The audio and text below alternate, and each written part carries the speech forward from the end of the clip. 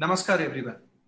I welcome you all on behalf of Symbiosis International Deemed University Pune to the second session as part of the knowledge series on law and justice. It is an endeavor started by Symbiosis Law School Noida in association with Lex Witness, India's first magazine on legal and corporate affairs, THS the law firm, and Sadgamaya.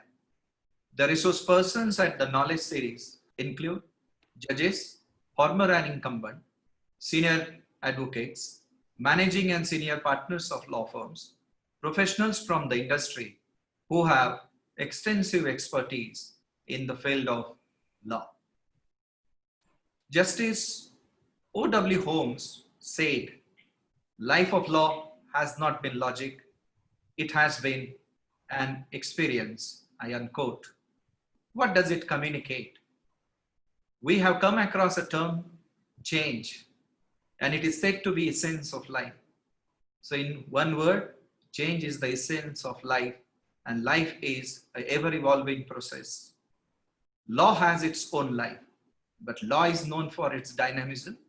It doesn't change, it doesn't transform, but it tries to meet the expectations, requirements, thus interest of individual, social, and state interest. So today, on this auspicious day, which is celebrated across the globe as the Father's Day, we have a stalwart from the field, whom we refer as Father, when it comes to the field, not just criminal law, but to other branches of law, none other than Mr. KTS Tulsi, who is a senior advocate, Supreme Court of India, and is Member of Parliament, Rajya Sabha. Mr. KTS Tulsi has received the Bachelor of Arts in Political Science from Punjab University and received the Bachelor of Law degree in 1971. After graduation, he became the member of Bar of Punjab and Haryana High Court. In 1987, Mr. KTS Tulsi was appointed as a senior advocate. In 1990, he was designated Additional Solicitor General of India. Since 1994, he is the President of the Criminal Justice Society of India. Mr. KTS Tulsi has fought several notable cases. He has represented the Indian government at different forums. He would be delivering his talk, rather sharing his experiences on the topic which has never lost its relevance, referred as evolvement of the jurisprudence of grant of bail and anticipatory bail, understanding of law. I would request my colleague, Mr. Raj Kamal, to take the session to the next lead. Thank you. Thank you very much, sir. We are honored and privileged today to witness the webinar on the jurisprudence of law by one of the best criminal lawyers that we have had in the country, Mr. KTS Tulsi, Senior Advocate and MP Rajya Sabha.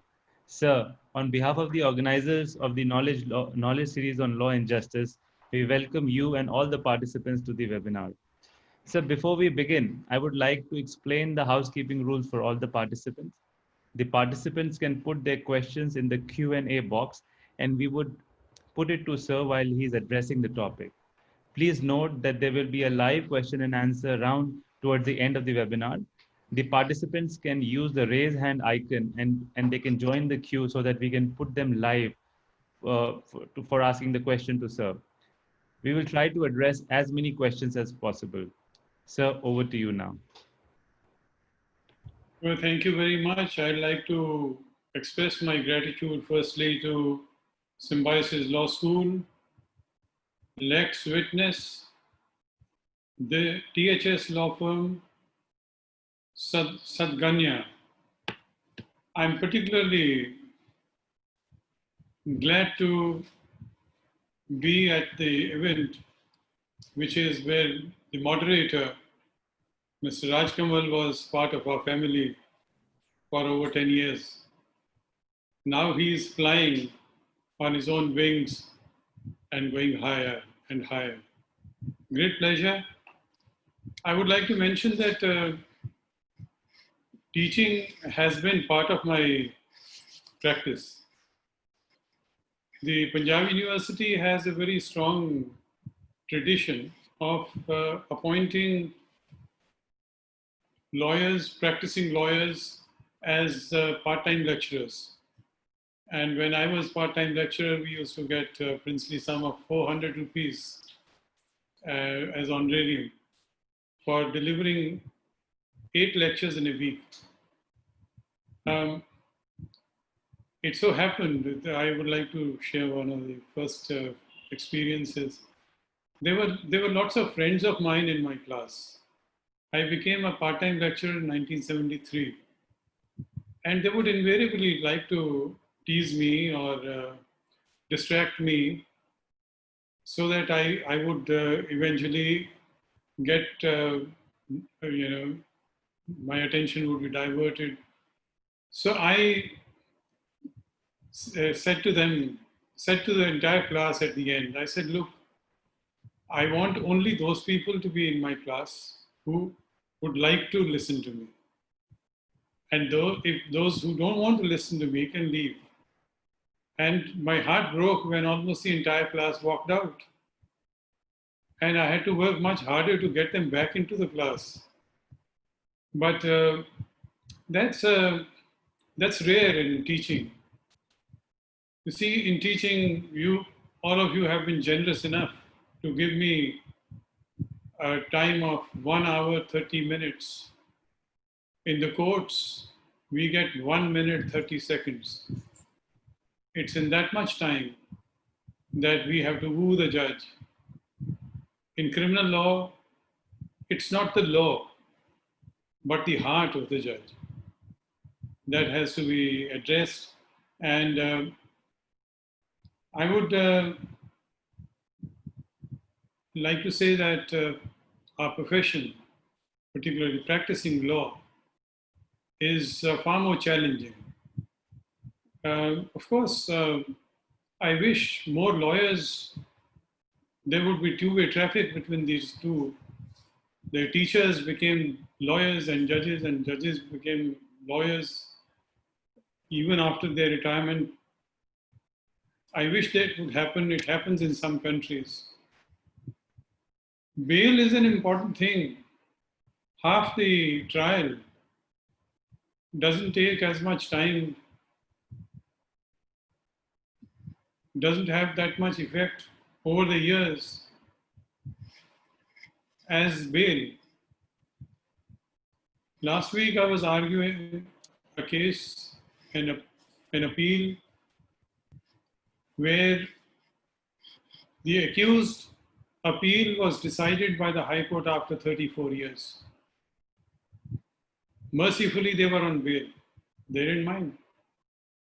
But the High Court, 4 years, sent them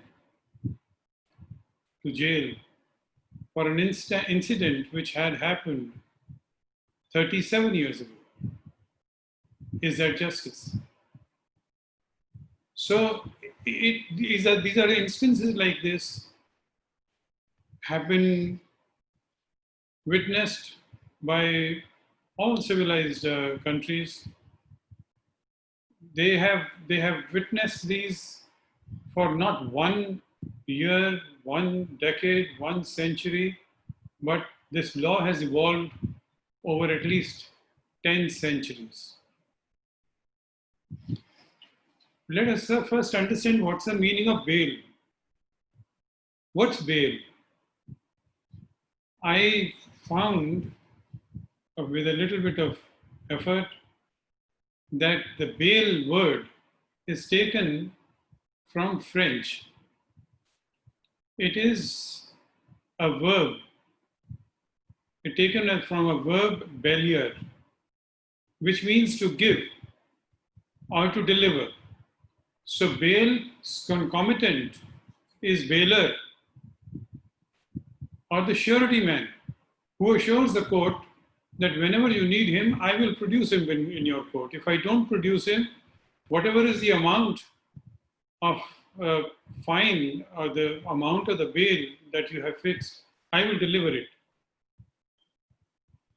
But then bail also claims to have come from Latin,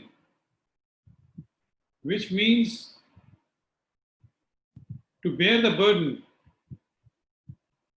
The first case of bail, which is recorded in our history, is of 399 BC. 399 BC, it is Plato who drafted the bond on behalf of Socrates for being able to secure his release during the pendency of trial.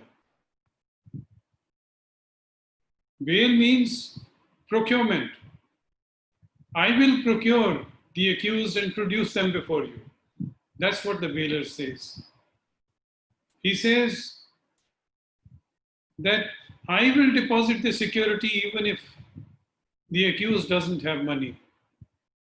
And I will be responsible for keeping track on him and make sure that he will stand the trial, appear in the court, and take punishment.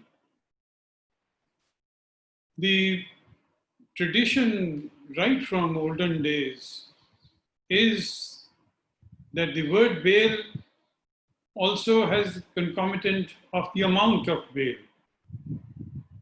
The amount of bail is set by the court, and either the accused will deposit that money. If he doesn't have money, there has to be a bailer, a surety, who will have that money. Further, if we try to go into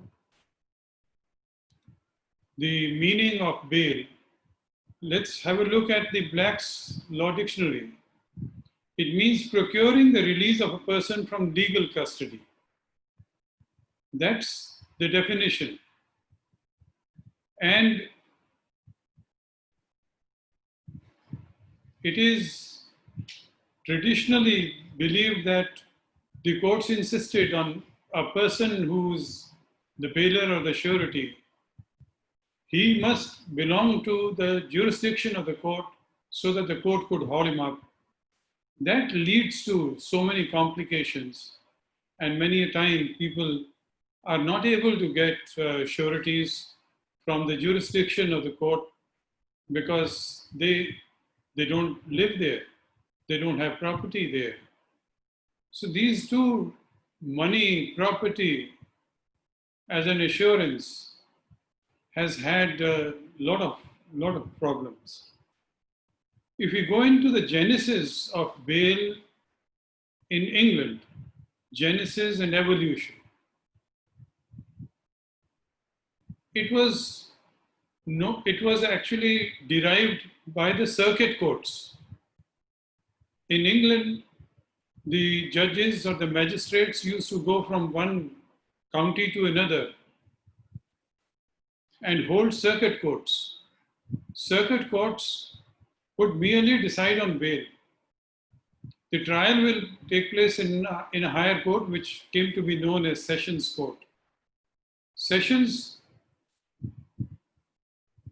Court is higher in status because that is the court which will decide your guilt or innocence.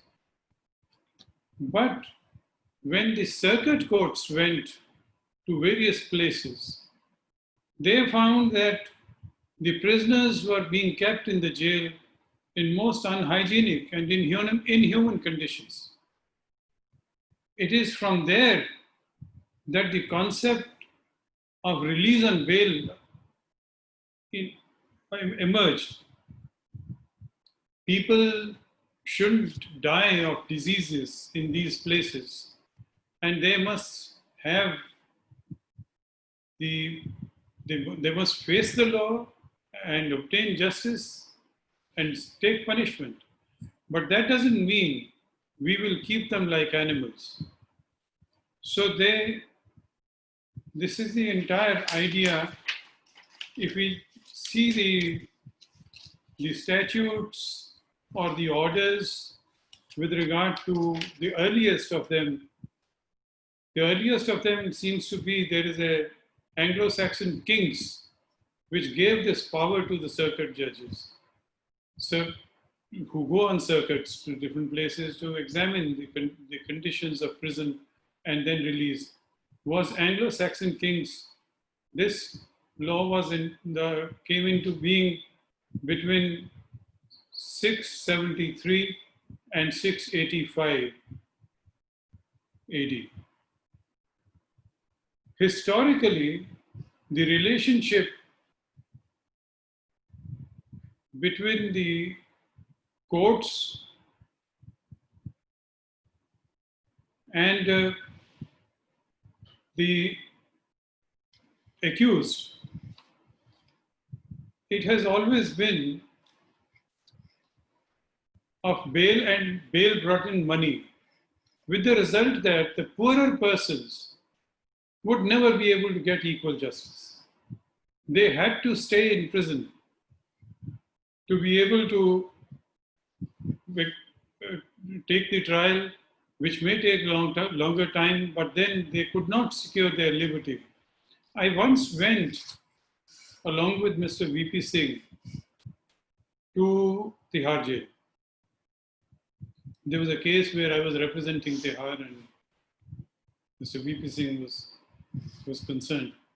And he would time and again point out to me in the prison that look at him. They are all so thin. Why are they so thin? Why is there's no fat man here? So the indication was that somehow or the other, the concept of bail as it emerged and as it was applied over the years retained the relationship between money and bail and jail. The most historic event was that the idea of bail being formally conceived and put in Magna Carta in 1215.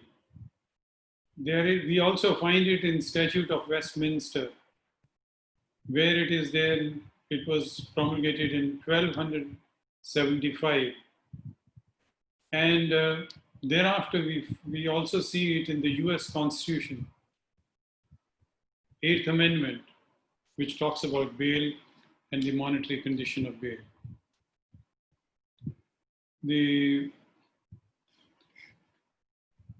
These are issues where the students can go into this.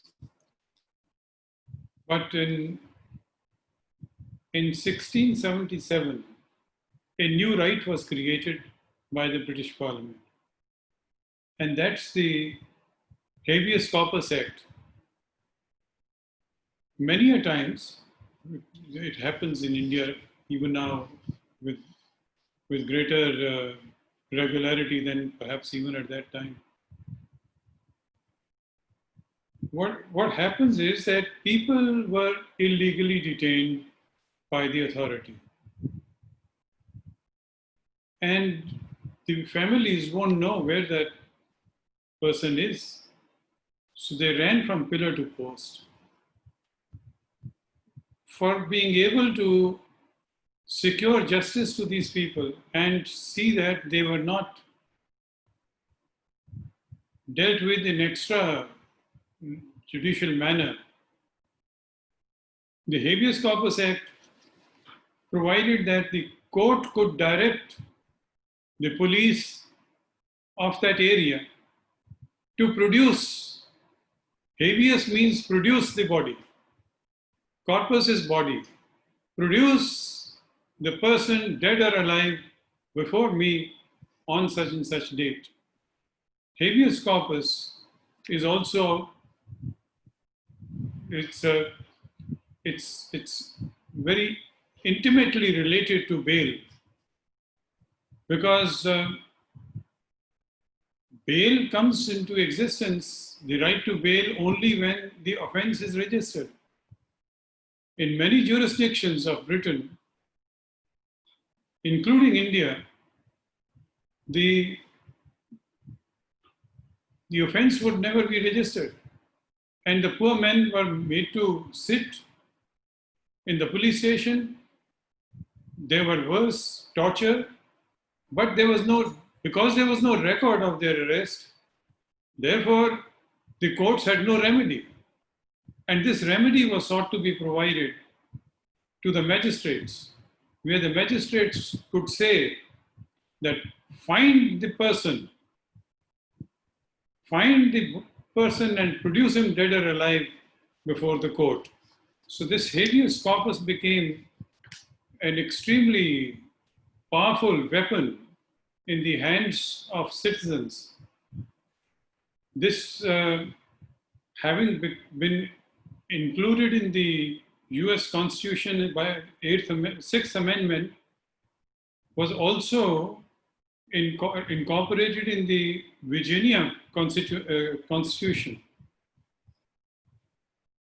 This right gave the right to the accused to demand bail.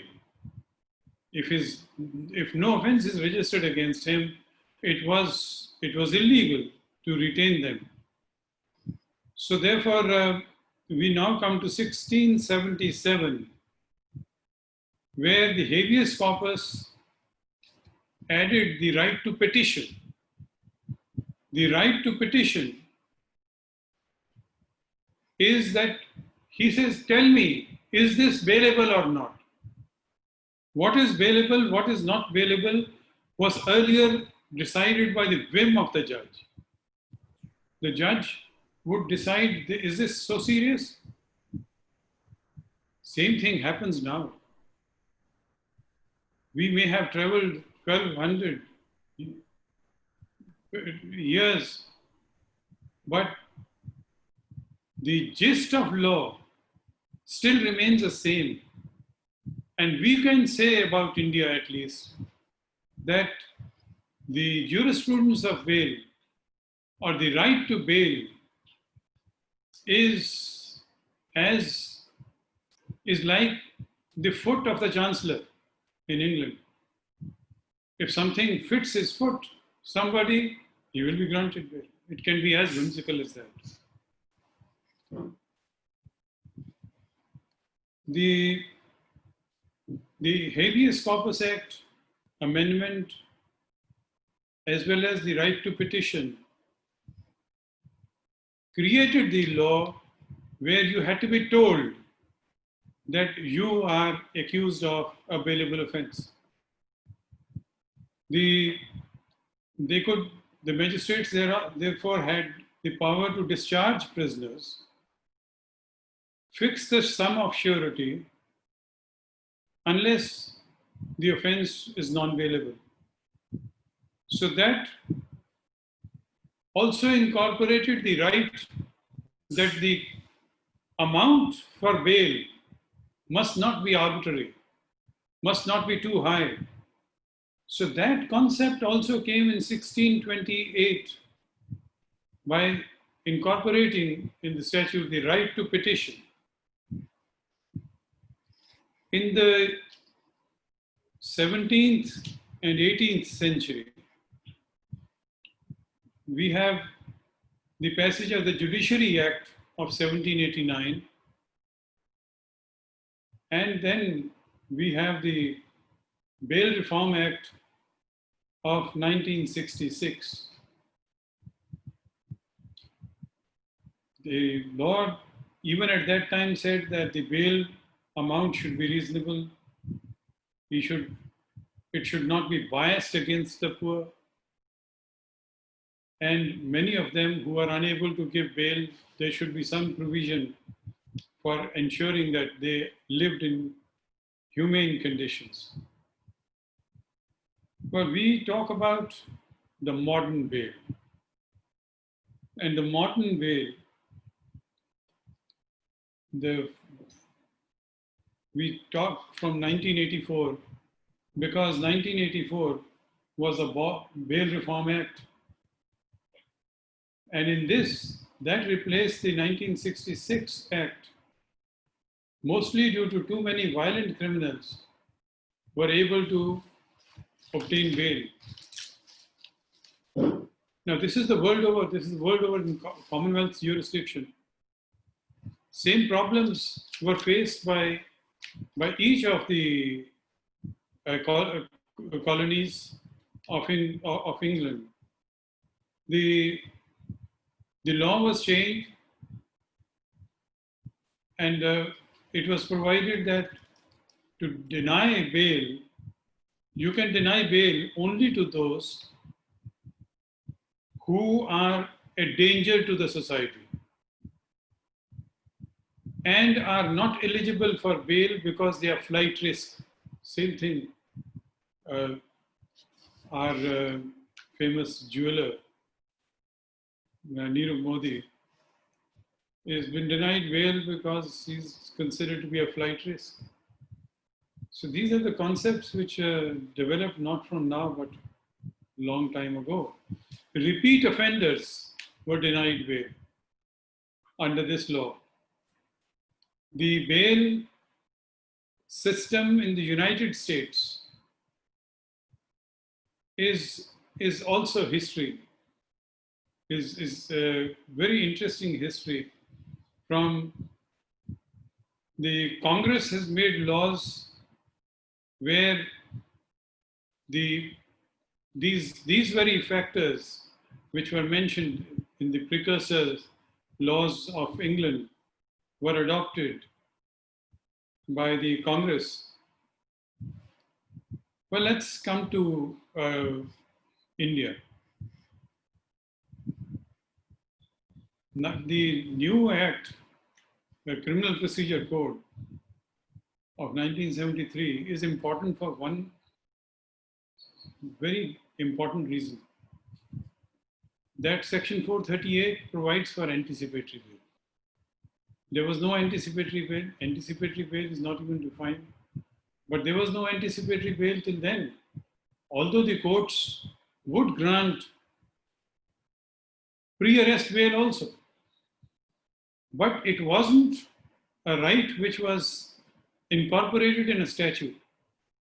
But the Criminal Procedure Code of 1973 replaced the Criminal Procedure Code of 1898. And therefore, we have now a statutory right. But even though the Criminal Procedure Code of 1973 did, by Section 438, give right for anticipatory bail, it still did not define bail. There is no definition of bail, which is available even in 1973 Criminal Procedure Code. Bail word is used, bailable word is used, non-bailable word is used. But those are the schedules which provide that that particular offense is bailable or non-bailable. Bailable doesn't mean, bailable means you have a right to get bail, and that right can be exercised by me anytime. If the offense of which I am being accused is bailable under the schedule, then nobody has a right to keep me in jail. Nobody.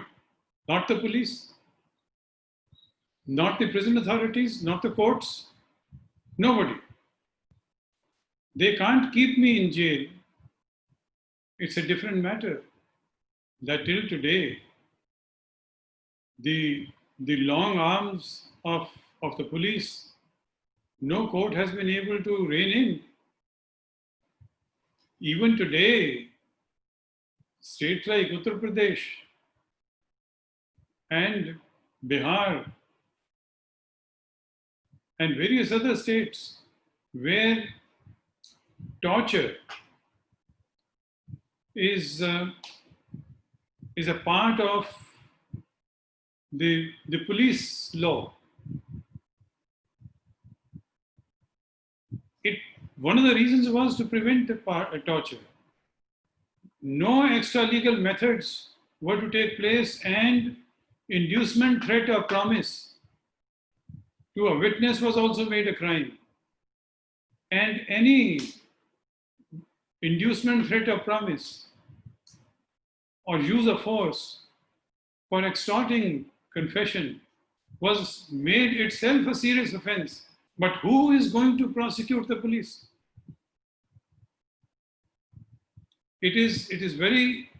It's easy to make a law, but it's difficult to produce the result that was intended by that law. So it's a mixed kind of a reform which was sought to be brought in in 1973. The bailable offences were enlarged because the court found that the prisons in India are having much more than the majority of people who are accused only of bailable offences. And that happens because the disposal of cases takes a long time, and under trials also keep rotting in prisons like the convicts. And this mix of hardened criminals and under trials whose guilt or innocence is yet to be determined was a very unholy nexus. But this is what is provided by the Law Commission in 1977, where they found that 55% of the prison population considered of under trials. So what do we do? The Law Commission went to several prisons and saw that in Secunderabad jail, 80% were under trials. In Surat, 78% were under trials. In Assam, Tripura, Meghalaya, 66% were under trials. The question really that arises is, if you are going to keep people in prison for an offense which is punishable with 4 years, 3 years, and you keep them in jail for 5 years, what kind of a system is this? How can the state keep a prisoner in jail for a period longer than the maximum punishment that can be awarded for that offense? Now, these are the Supreme Court judgments are galore. On this point, we will go into those judgments also, which sought to make the bail law more humane. But imagine a person is willing to suffer any punishment, but they don't want to go to the Indian prison. And they don't want to go to an Indian police because they know that the wounds of cruelty, which is practiced in many ways, will turn justice into injustice if that happens. But how are we going to be able to dispense criminal justice? The first case of great significance was decided by Justice V.R. Krishna Iyer, greatest of judges. He was amongst the greatest judges in the world. And he lived here in such an utter simplicity and humility. He said these famous words, bail, not jail. And he laid great emphasis on the constitutional position of presuming every person to be innocent till he is proven guilty before a court of competent jurisdiction. So this is State of Rajasthan versus Bal Chand, that unless there is a question of flight risk or thwarting the course of justice by intimidating witnesses, any person should be granted bail in every case. But we have moved away from this. I find in the course of my practice that when there was so much concern for human rights of prisoners, human rights of accused, primarily because they were all poor people, not able to afford lawyers. There was a great amount of concern in the judicial mind, and the entire jurisprudence that evolved in the case of bails in 70s and 80s is different from what we are arguing now. The attitude of judges has changed. Where there used to be so much concern for liberty, and the interpretation of Constitution mainly revolved around liberty, Article 21, and it is expanded. Today, there is significantly less concern for human rights, even from the apex court. Sir, with your permission, one of our participants, Mr. Manav Mitra, has posed a question in light of what you're just now saying, sir. He quotes Mr. P. Chidambaram's case and says that what was the need for him to be kept in jail for 100 days when the law was such that jail was only an exception. What are your views on this, sir? My views, I agree with him. You see, Mr. Chidambaram applied for bail maybe half a dozen times. Everything that was said in those orders by adjourning the case or by denying the bail, everything that was said in those judgments, those orders, is contradicted by what is stated in the final judgment. So how can this be that justice can't be delivered at the first instance? You must suffer incarceration for 100 days? Is that the law that we are trying to lay down?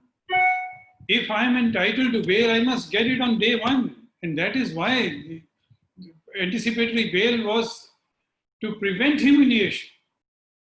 Here, after the humiliation, it's only half a justice. Where is that justice? What is said in Chidambaram's case? It is said by Justice, I don't know whether the judgment is written by Justice Bhanumati. I think so, it is. And Justice Bhanumati is a scholar of criminal jurisprudence. And she says, perhaps it's her judgment, para 21, that the basic jurisprudence relating to bail remains the same, inasmuch as grant of bail is the rule and refusal the exception. Were these very principles not known to the court when it was dealt with this bail earlier? Then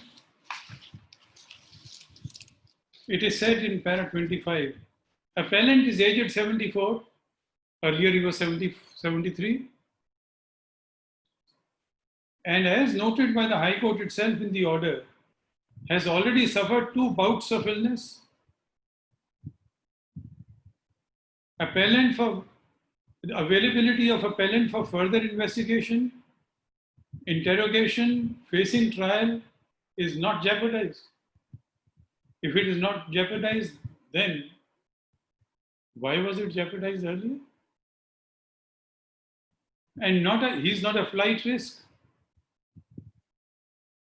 They said that the state argument was that he's a flight risk and he will influence the witnesses. He will influence the witnesses world over. If they are going to influence, at that time in the final order, the Supreme Court goes into minutest detail and says, this is your application for remand. Where do you say that he is influencing witnesses? Where do you argue that before the court, while obtaining remand, that he is influencing witnesses? So the state, its standard practice to secure rejection of bail, you will say he is going to influence witnesses. So I really think that the court says the right thing, but the delay takes the quality of justice away from the manner in which it is discussed. We have grown up believing the Supreme Court's dictas that expeditious trial is of the essence. The same law, good law, becomes bad law if its application is delayed. And that's what we find. Then there is a case, again, in 2019, Jitinder, where the Supreme Court says that bail is the rule. From 84 onwards, we are saying bail is the rule. But how is it? In Kashmir Singh, Supreme Court says that if a person is in custody for 4 years, and after four years he's acquitted, he says, with what courage will we look in the eyes of the prisoners? That who has taken away your 4 years? The problem is the police is not liable for its incompetence, or worse, because police is not liable, the accused must suffer until the right of bail matures itself to the extent that it will become available. But many a times it becomes available only after a person's gone to the next world. So we need more humane approach. This court needs to go back to the jurisprudence of 70s or 80s. There is this case of Balchand, where Justice Krishna Iyer raised his voice against unfair system of jail administration, of bail administration. And he said that though, while the system of pecuniary bail has a tradition behind it, its time for rethinking has come. Because he says that the system is plainly operating against the poor. The only people who stay in prison are poor people who can't even after securing bail order, they are not in a position to pay the surety amount. And this is what he says, Justice Krishna Iyer again says in Moti Ram in 1978. He says that a poor mason is convicted by a sketchy order. The magistrate releases him on bail, but says 10,000 rupees as a surety. From where is the mason going to produce? His own family doesn't have 10,000 rupees. The family gets somebody who is willing to pledge his land. They say, but land is not in the jurisdiction. It's in some other jurisdiction, so we will not take that into account. This is what Justice Krishna Iyer says. He refused to allow his brother to become a surety as his property was in adjoining village. And Justice Krishna Iyer condemned the act of the CJM and said that the judges should be more inclined towards bail than jail. Well, we have a very important judgment in Menaka Gandhi. And in Menaka Gandhi, Justice Krishna Iyer comes down heavily against unfair system of bail. He says there is no definition of bail. There is no, this is classified in different offenses. And apart from Justice Krishna Iyer, Justice Bhagwati said that it is how unfair and discriminatory is the system of bail. And they said that large majority of those who come to the courts are so poor that they find it difficult to furnish bail, even if it's a small amount. Then we have the jurisprudence which enlarges the span of Article 21. And these are very significant judgments, how the human rights jurisprudence was taken further. And we have Hussain Ara Khatun, that a man is in jail for a period longer than the sentence which can be awarded. And Justice Krishna Iyer, I remember reading it even when I was a student, says that the stones of walls of prison are built by law under the Constitution. And Constitution is not an outlaw for the jail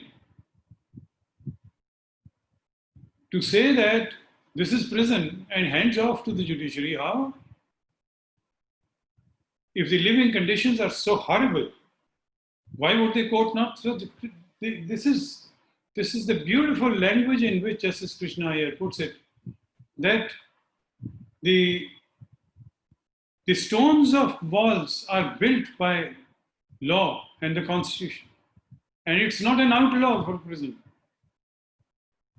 Just because my liberty is curtailed, that I cannot go beyond that area, all my other constitutional rights are intact. And I am entitled to fairness, to being treated like a human being. If I'm not being treated, they could write a postcard to the Chief Justice, and it was taken as PIL.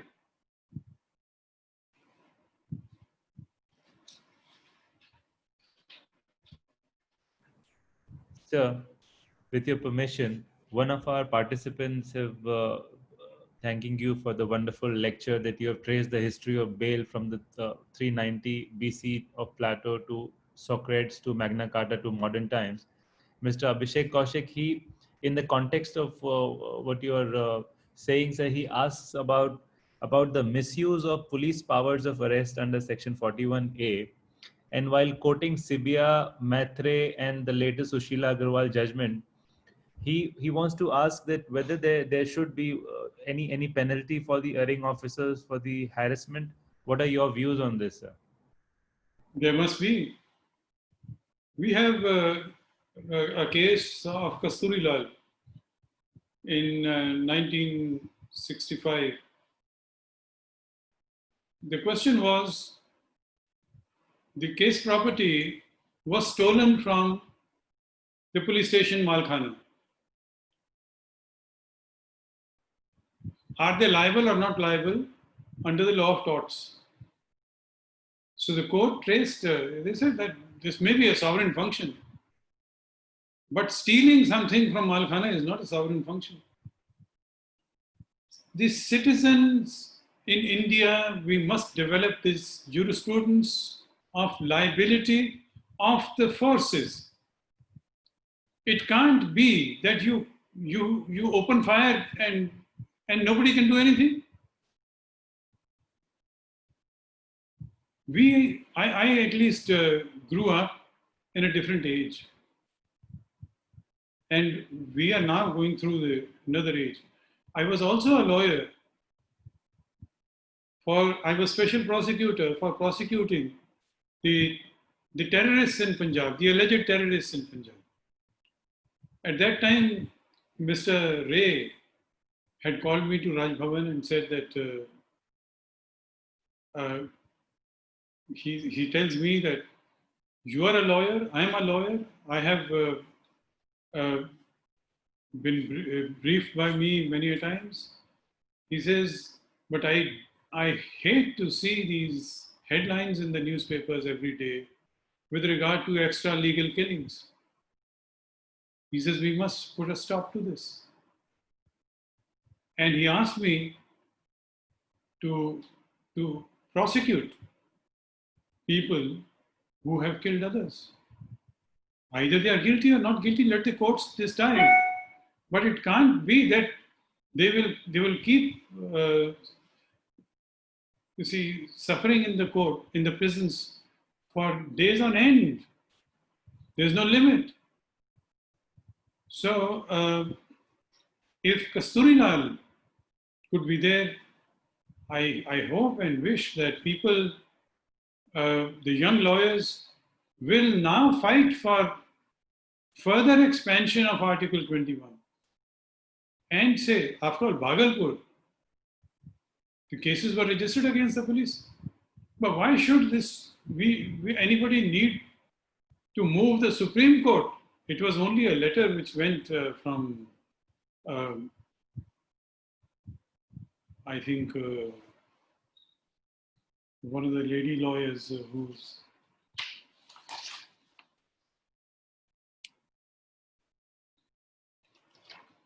the petitioner in Hussain or Khatun. But it should not have to be that either the Supreme Court or the High Court has to interfere, only then there would be an FIR against the police. Why should the FIR not be there on the directional magistrate? Why have we reduced magistrates' status to a postman? The cases in which Sessions Court would normally grant bail, even the high courts are not granting. Bail is a system by which you can determine the extent to which a nation is civilized. If a person can be tried without the person having to be in jail, why should that person not be in the West? You give the bail bond money deposited in cash, and the accused is released. So I do feel that we are in dire need of expanding this jurisprudence further.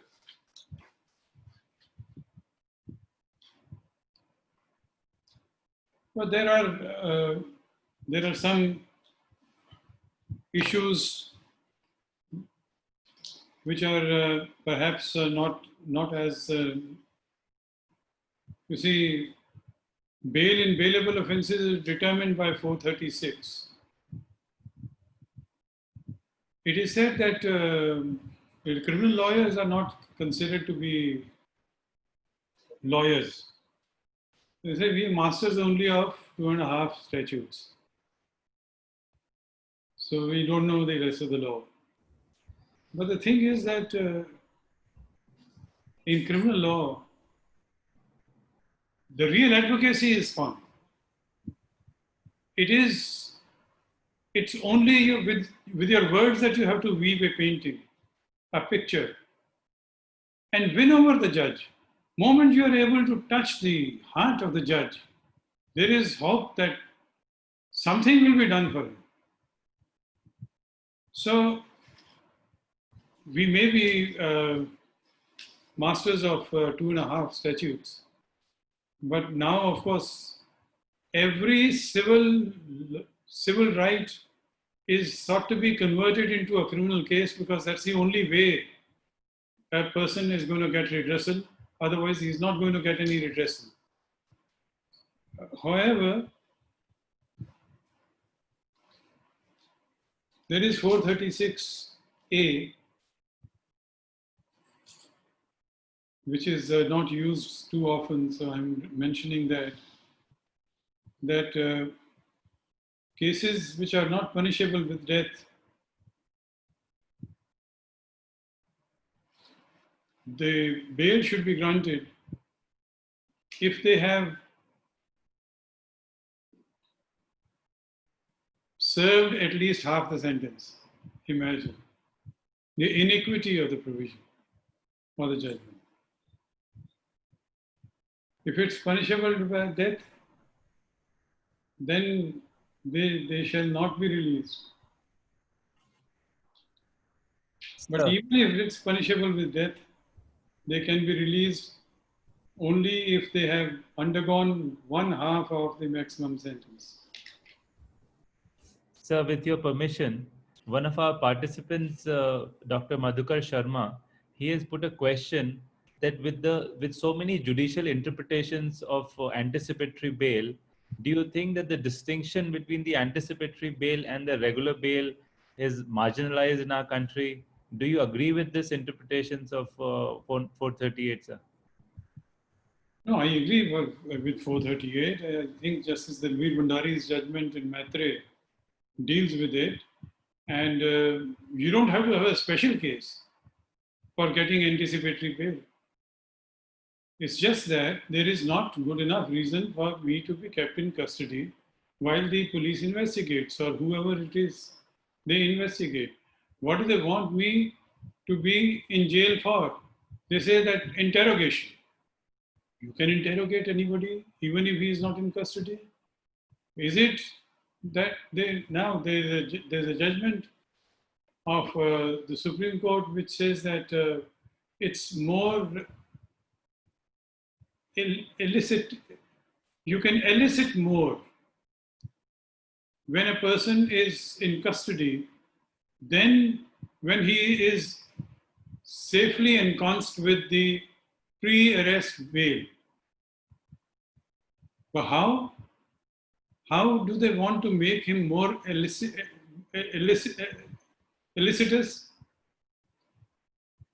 Because by that time, they can either threaten you or force you or compel you. How can you force somebody, a person who is accused of a criminal case, to produce evidence against himself? They said, produce this document, produce that document. If you don't produce document, no bail. This is the right of the accused. You can't be compelled to be a witness against yourself. So the constitutional principles, if they are going to be thrown overboard, what is the great magic in arrest and saying that it becomes elicitous? You are able to elicit more questions. There are any number of cases where we come across the prosecution's argument that he's not cooperating. Now, Supreme Court judgment, recent one, where the Supreme Court says, what do you mean by cooperation? By cooperation, you can't mean that he has not confessed. By cooperation, it can't mean that you haven't produced the evidence.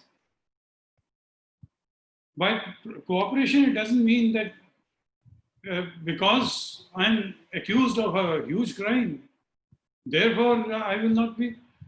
The question is, what is the material against me? And that material will be produced only if I am remanded to custody. So it's almost, we are making the Constitution stand on its head, where all the most precious rights of the accused under Article 21, 20, 21, 22 are negated virtually if the manner in which the remands take place is seen to be believed. You just see the manner in which the remands, because the magistrates have no time to consider the facts and circumstances of the case.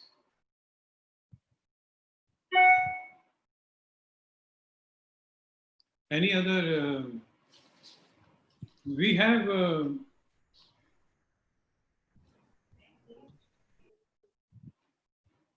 a very important provision and very effective one which has been implemented with great amount of effect, is the provision of Section 167(2).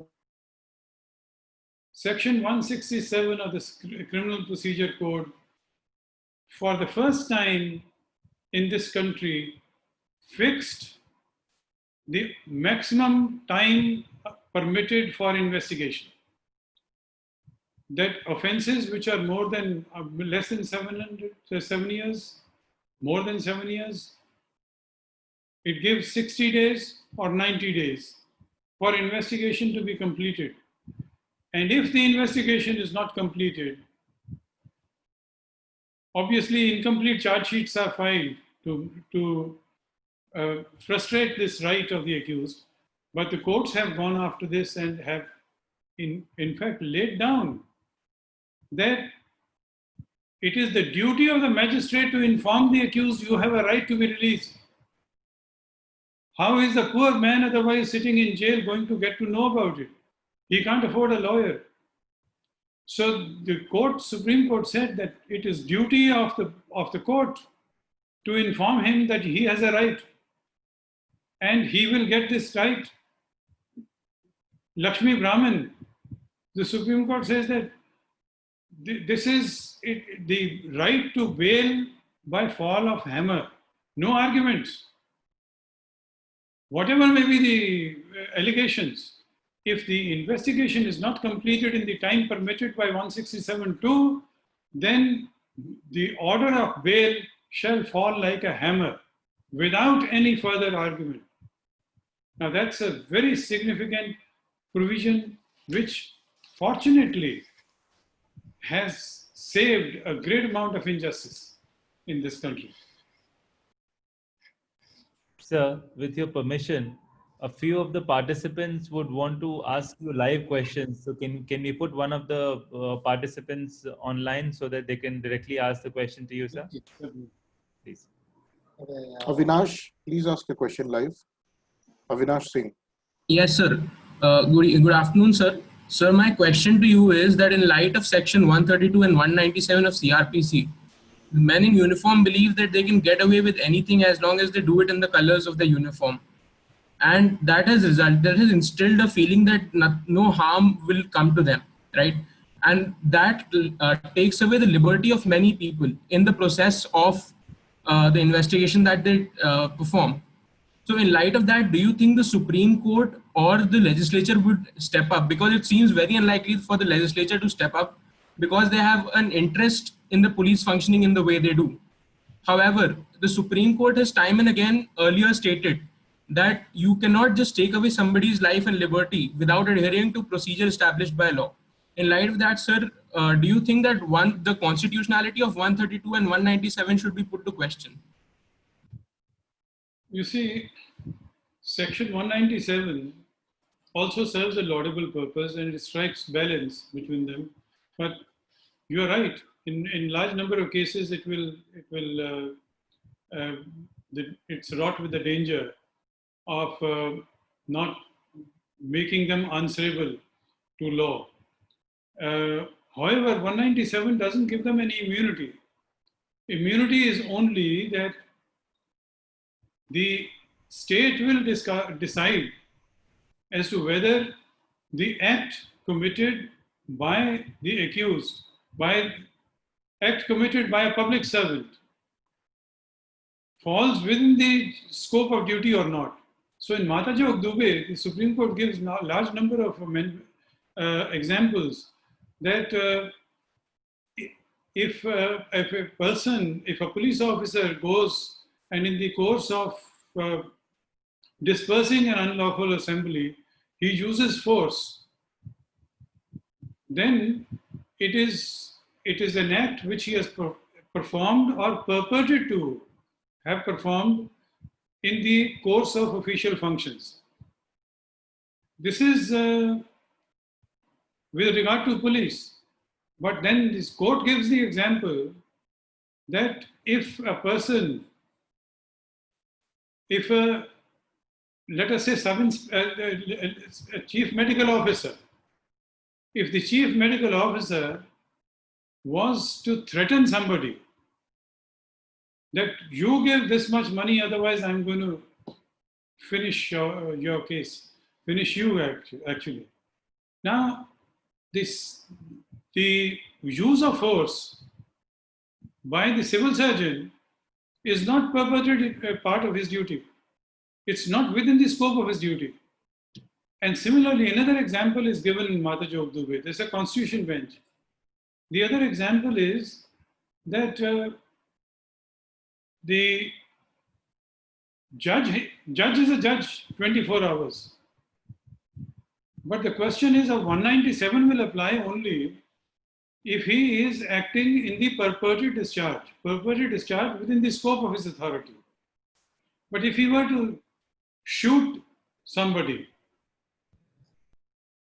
if he shoots somebody, opens fire, kills somebody, how is that connected with his work? It's not within the scope of his functions. So therefore, many a times we think that every act would form part of the purported discharge of official duty. That's not so. It must be within the scope of duty, and then there may be negligence. There may be something, but if it is within the scope of his duty, then the state will decide whether to prosecute him or not. And he's still not got absolute immunity. Sir, one of our other participants, Dr. Madhukar Sharma, will also ask a live question to you, sir. Thank you for answering the previous. Good afternoon, sir. Yeah, good afternoon. Sir, there are two questions. The first question is that what we can say that offenses punishable with up to 3 years, largely made as non-cognizable and bailable, and offenses punishable above 3 years are largely made as cognizable and non-bailable. So we can say that legislative premise behind the idea of making the offense to be bailable and non-bailable is that offense punishable up to 3 years, inherently not so heinous, could be made bailable and non-cognizable offenses. So if we see that the judicial application in respect of sentencing of the accused in those offenses, even though that is punishable above 3 years, but the judicial application or the judicial trend in respect of sentencing is that large number of cases, judges are passing the sentencing order less than 3 years. So should we propose that those offenses that fall in this category should be made bailable offenses? What is your opinion, sir, on this question? Well, I think that there are a number of laws, special laws, in which the Parliament has gone to the extent of making offences which are punishable by less than 3 years also non-bailable. That ought not to happen. In fact, the gravity of the offence has to be seen by the extent of sentence that is prescribed. And judges can't have different yardsticks for considering as to what is more grave. So sometimes they say economic offences are so grave. Economic offences can't be as grave as those that of taking away somebody's life or limb. So I think that there needs to be greater discipline with regard to the yardstick for determining as to what is grave and what is not. Thank you, Mr. Tulsi. Harshit, please ask your question live. Yeah. Good afternoon, sir. The session was indeed really informative. I would be deviating a little from the topic, but the statement that you made that nowadays civil offences are being given criminal undertones. So, sir, what would be your views on the proposal of the government to decriminalize Section 138 of Negotiable Instrument Act? I don't know which government will decriminalize. Governments fall in love with power, and if it is if their answerability is reduced to the minimum, they're very happy with it. So income tax laws, revenue laws were considered to be technical offenses.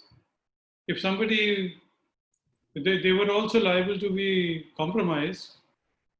They were mainly to generate revenue, but now there are certain offenses which will go up to 7 years, because that's how the limitation gets extended and people remain on tenterhooks. Income tax authorities now can reopen your assessments for so many years. And,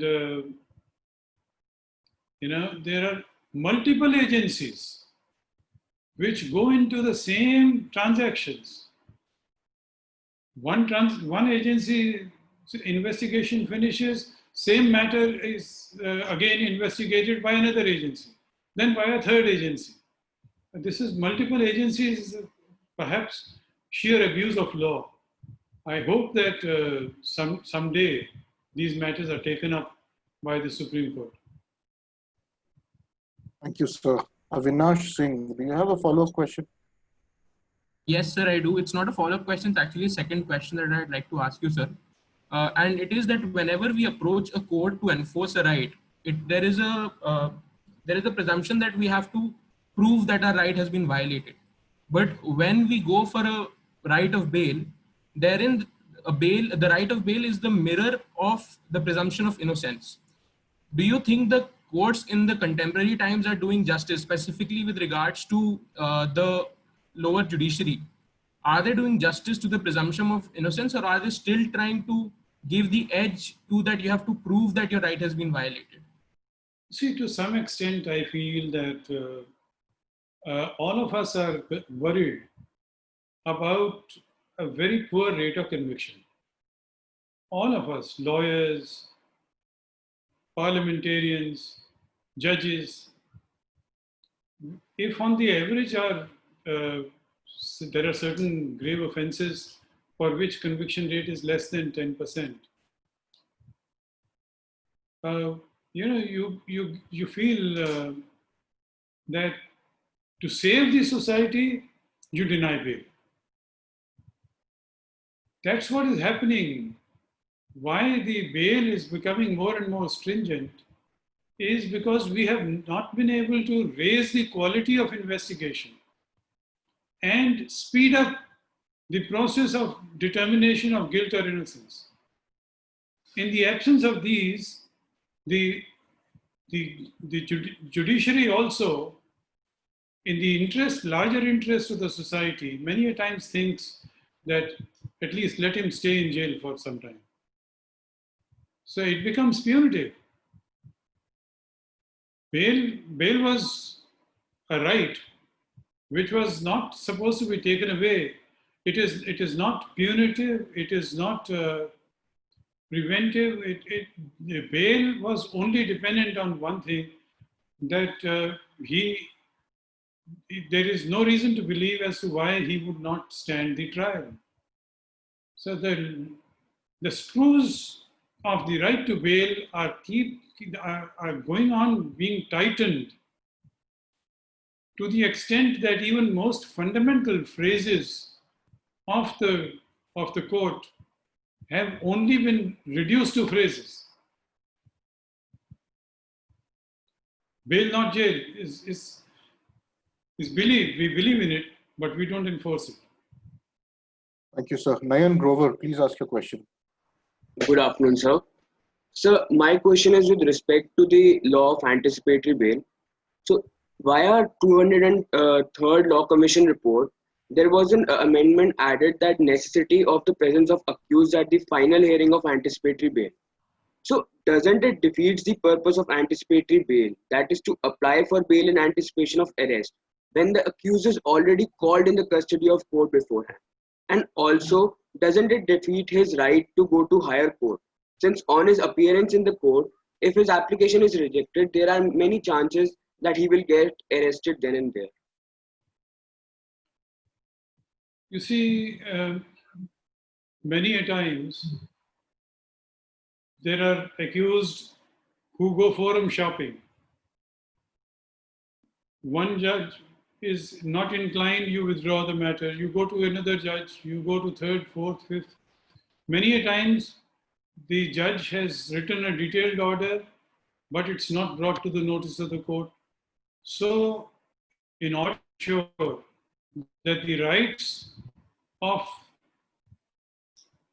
the victims, the alleged victims, are not trampled upon by people who use unscrupulous methods of defeating justice. So I think that even if the rights has been given, it doesn't in any way reduce the efficacy of anticipatory bail. And even in anticipatory bail, there is power with the court of granting interim bail. So it's not that merely because the victim has been given a standing. Victim has been given a standing perhaps also because there is widespread corruption at various levels in the judiciary, particularly the lower levels at the stage of anticipatory bail. Thank you, sir. Professor Madhukar Sharma, please ask your question live.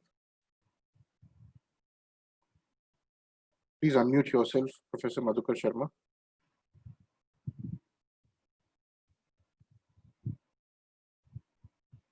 Sorry for disturbance at my for the sound disturbance, sir.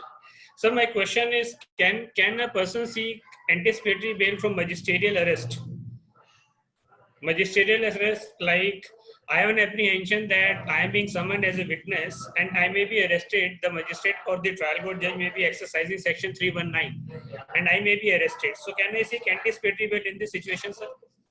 Of course, you can, anybody who may exercise the power of arrest, you can seek a remedy against that authority.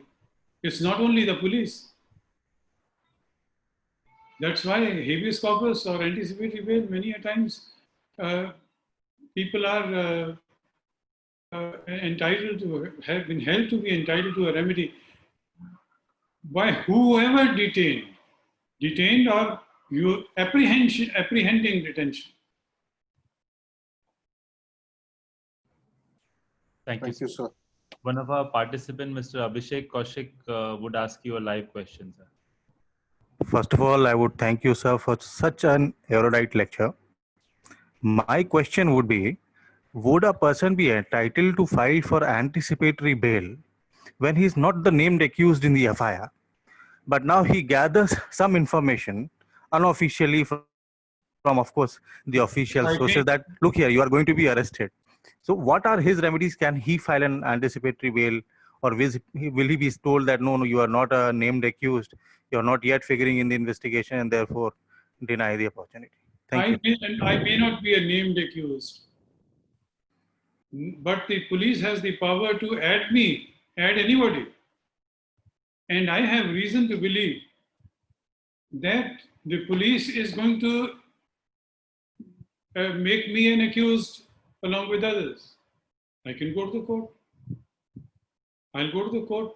The court will ask them, are you going to arrest them or apprehend him?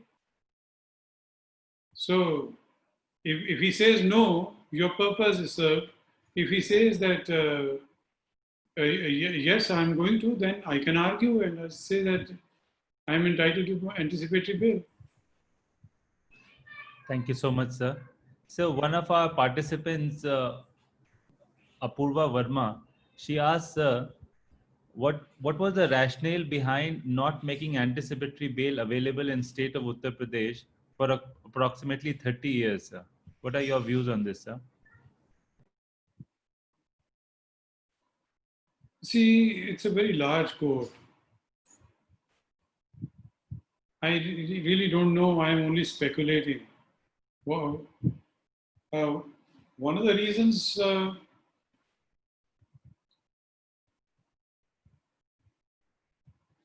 I don't know whatever triggered it, but there has been criticism of that by the judges of Supreme Court, and it's not that the anticipatory jurisdiction is non-existent. The judges even today are willing to consider, except that the nomenclature has changed. Instead of it being an anticipatory bail, it goes as a petition for caution. The same principles are applied, and if there is no justified cause, then the proceedings are stayed. Harsh laws lead to inventions of alternative remedies. That's what has happened in Uttar Pradesh. Thank you so much, sir. So one of our participants, Charvi Kumar, she says, "Sir, you were absolutely right when you said that people should not die of diseases in prison. In light of the current pandemic, do you believe the rules of bail should be significantly altered to protect rather than punish the people? What are your views on the consistent denial of bail to Ms. Safura Zargar? Should the higher judiciary intervene faster in these situations?" The same question has also been asked by Prathama Arya. I think the courts should have ordered that anybody who is in a position to give bail can go. So. And those poor persons, they could have been, because there is fear of contamination in jail. So therefore, they ought to have been sent to some other place for quarantine. But we can't simply forget about their rights. Many of them may be declared to be innocent, but fall victim to CODIV. Thank you, sir. So one of our participants, Mr. Amit Sharma, would want to ask a live question, sir. Mr. Amit Sharma, can you please ask your question? Yeah, good afternoon, sir.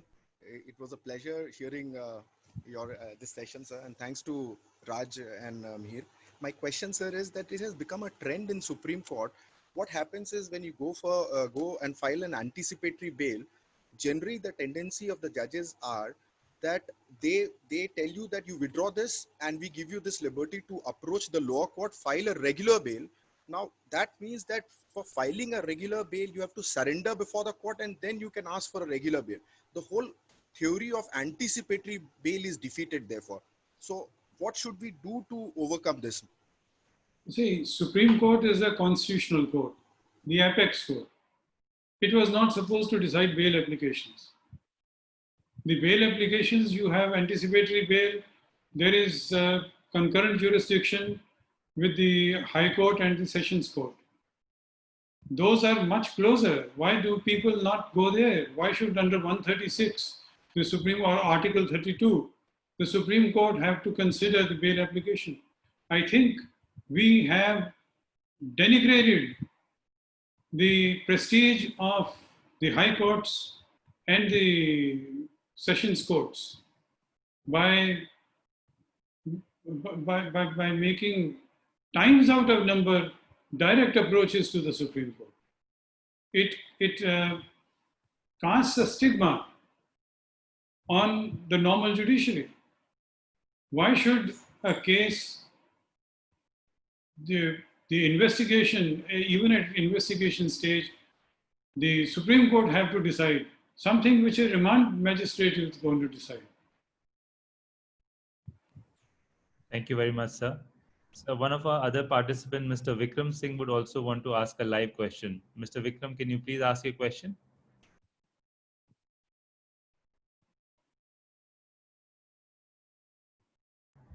Mr. Vikram? Good afternoon, sir. Am I audible to you? Yes, certainly.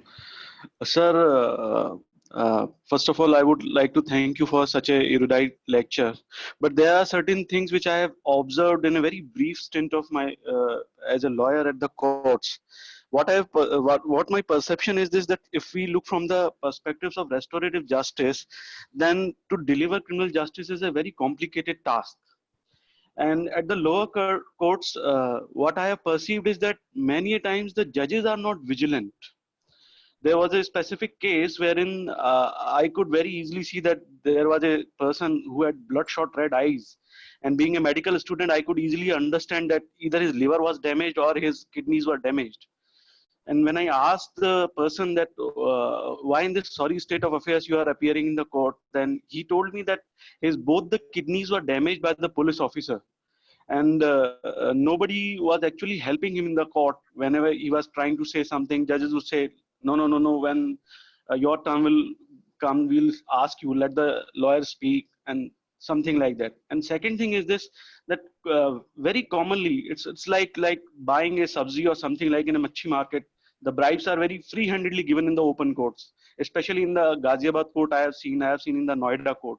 So looking into this situation, my question is this, do you think that within CRPC, the accountability provisions with reference to the executive power being executed by either by the judge in his executive capacity or the police officers, CRPC is lacking on those things, sir? Because I have never seen in any case that police is being taken into accountability, even after the case is closed or something like that, despite the fact that the police was at mistake. Yes, I think the world over, with regard to the judicial remands, there's a wide gap between the law and reality.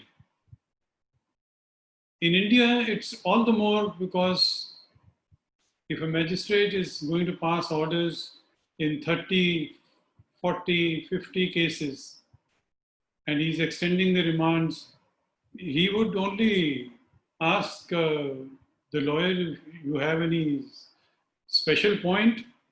Otherwise, he will pass the normal orders. So it is this bonhomie between the executive and judiciary at the lower level is sometimes disturbing. And I think there should be a very elaborate training program carved out for the lower judiciary, particularly those who are required to handle matters of constitutional integrity. And for constitution to be applied, they are the real repositories of the rights conferred by the constitution upon its citizens. If they slip up at that time, perhaps that justice, the opportunity of justice, will be denied for all times. Thank you very much, sir. So with your permission, sir, because we are running out of time, can we take a few more questions, sir, with your permission? No problem. Sir, one of our participants, Apekshit Raj Singh, he asks, sir, in certain cases, bail is granted to certain accused, whereas denied to certain other accused, even though the facts and circumstances are similar. So do you think that any measures could be adopted to rectify this, sir? The only measures, I suggested, that there should be an extensive training program where the judges who are in criminal law, enforcing criminal law, they must be given refresher courses every year.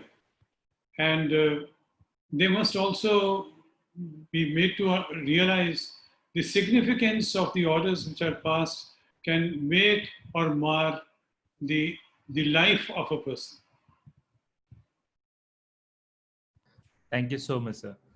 So one of our participants, Mr. Gopal, he asked a very practical question that we face, supposedly in the High Courts and Supreme Court. he says that a lot of judges are appointed straight away from the bar, and they have never practiced in the criminal side and are not aware of the bail jurisprudence, but still they decide cases involving bail, sir. What do you think, sir? Is it the right approach, or should any measures that can be adopted to address this issue, sir? I really think that the Chief Justices who have occupied the position of Chief Justice of India and Chief Justices of the High Court, by and large, have not appointed criminal lawyers on the bench. And there is a continued perception that criminal lawyers are half lawyers. We may be half lawyers, half advocates, that doesn't really matter. We deal with the human rights jurisprudence and the human rights of the deprived people. It should be kept in view that the 60% cases which come to the courts belong to the criminal law stream, and we need specialist criminal law judges at every level, And I have been saying that the quality of criminal justice will depend on the persons who act as judges, if they have contributed, if they have worked in the trial stage, they would understand the finer nuances of the cases, and those who have not practiced on the criminal side but decide criminal cases, that I think is not a very healthy state of affairs. Thank you, sir. We're taking the last live question for the day, and then Mr. Rajkumar can take over. Ipsita, please ask a question live.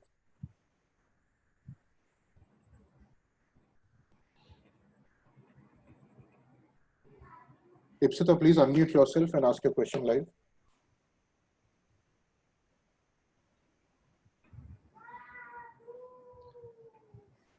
There seems to be some technical glitch. Over to you, Mr. Rajkumar. Thank you. So one of our participants, Mr. Siddhant Sharma, asks a question that in cases where the trial court has acquitted the accused and the High Court has reversed the judgment and found the accused guilty, in those cases when an SLP is filed, should the Supreme Court take a lenient view and grant as a bail as a part of proceedings, sir, as in the normal course, sir? I think bail must be granted in normal course, because in a judgment of reversal, either of the views is possible. And if that is possible, if a person who is granted bail is found to be guilty, he can still be sent back to the jail. But a person who remains in custody and is acquitted, nobody can return to him the period that is wrongly spent in the jail. Thank you so much, sir. One of our another listener, Mr. Abhinash Singh, asks a question. Sir, with regards to plea of parity in bail, there are ample cases wherein an accused is not granted bail, but his co-accused may have been granted bail by the lower court. As such, the accused has to approach the High Court for bail. The High Court denies them bail because parity cannot be claimed for lower court when approaching the High Court. What seems to be a solution for such disparity? No, if it's in the same case, normally parity should be available unless the role of the other accused who has not been granted bail was far more serious as compared to the others. There has to be a different set of circumstances on account of which the parity rule is not followed. Thank you, sir. So one of our listener, Arya Mishra, she asked the sir want to know that, as you said, there are a number of cases where judges do say that bail mechanism is unfairly running in our country. What do you suggest for the improvisation of the same? I suggest following the law laid down in in Motiram, following the law laid down in various other judgments of Justice Krishna, where we are saying that bail is jail, we apply it only selectively. It should be applied in all cases. Thank you, sir.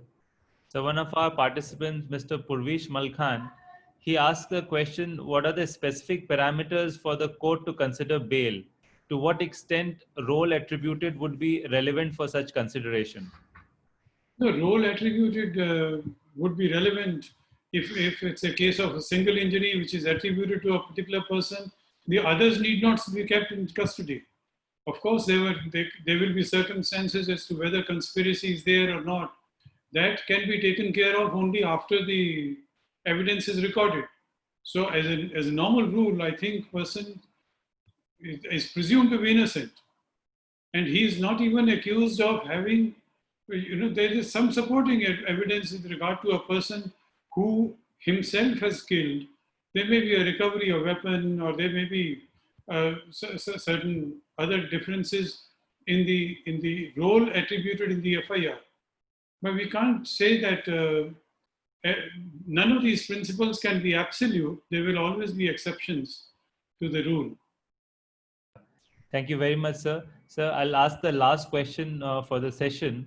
One of our participants asks about handcuffing of accused, and he says should there be a legislation for penalty and punishment for erring police officers, sir? I don't think. I think that judgment of handcuffing not being permitted itself is flawed. I was also a lawyer in that case. I think we should move with the times, and bail can be far more frequently granted if we were to adopt the anklets, ankle, and a person can go wherever he likes. The police will be able to monitor his movements. So we need a revolution in accordance with technology. Let there be not only that bail, not jail is the rule.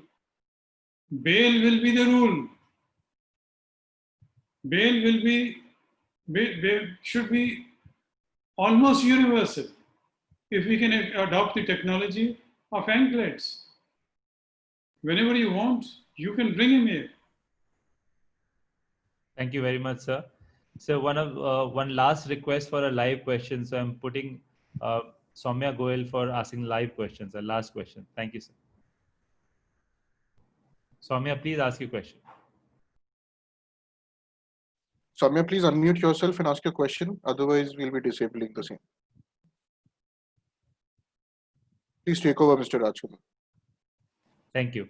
So thank you so much for the enlightening lecture, sir. Now I'll invite Professor Rawanle to make some concluding remarks, after which I'll hand over to my colleague, Mr. Kumar Mihir, for addressing the vote of thanks, sir. Thank you very much. Over to you, sir.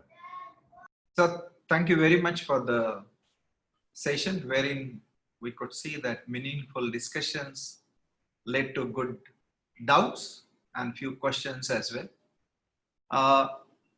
We have been taught that statutory authority, be it qualified or absolute, it is given to one in the public interest. And when it is given in public interest, it needs to be utilized diligently. So if it is utilized with evil intention, even recklessly or negligently, thou the one uses it shall be held accountable. And that has been the law since inception. But we have seen that even if there are attempts, be it at the High Court level or the Supreme Court level, I would just cite one case, which comes from state of Maharashtra, Ravikant Patil, which is a famous case, and who after this case became the member of Legislative Assembly from Hubli in state of Karnataka. That he was arrested on the allegations that he is antisocial element, and death of, or rather murder of an opponent takes place and he is arrested under the behest that he is responsible. And then he was paraded through the streets and people humiliated him. So he approached High Court of Bombay in this case. High Court of Bombay was quite clear. Matter was 1990 or 1989. They said that the delinquent police official shall be held responsible and the compensation shall be paid by them, not by the exchequer. An entry to be made into the service book of the delinquent officials. The state appealed before the Honorable Supreme Court of India. Order of the High Court of Bombay respect to the entry into the service book was retained. However, it was said that the compensation need to be paid by the state. As you brought out Kasturi Lal's case, sir, there as well the distinction of sovereign, non-sovereign. So he was performing the sovereign function. Here in the same plea was taken was performing a sovereign function. But when we say sovereign function, it is of course in the light of utilizing the statutory authority. So such attempts have been made, but they fail somewhere. And you very rightfully said, we should not see the position, we should see not just the spirit of law, but the words of law as well, and make those persons responsible, thus liable.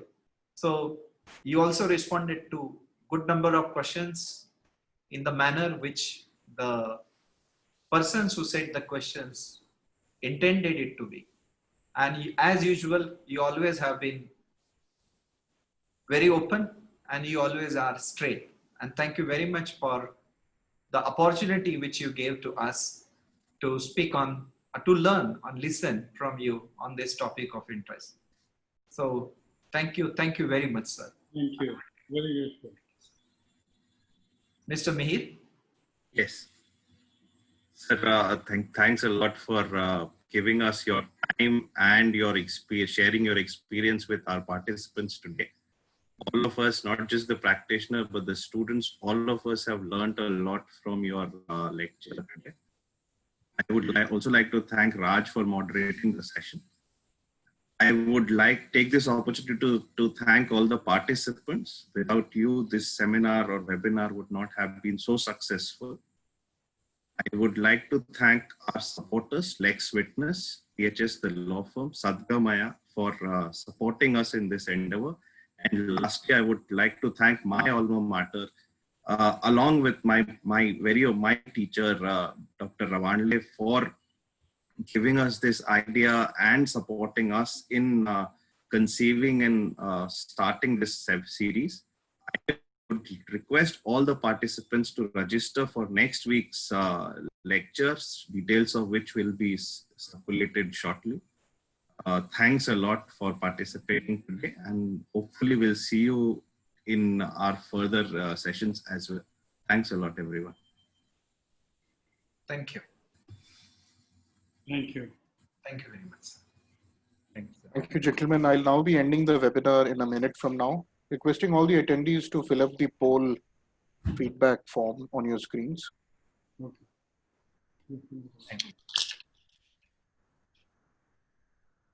I hope it becomes a law college. Yes.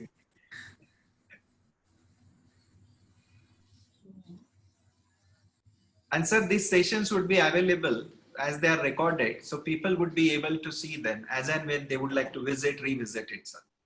Yes. Education is going to be now like this.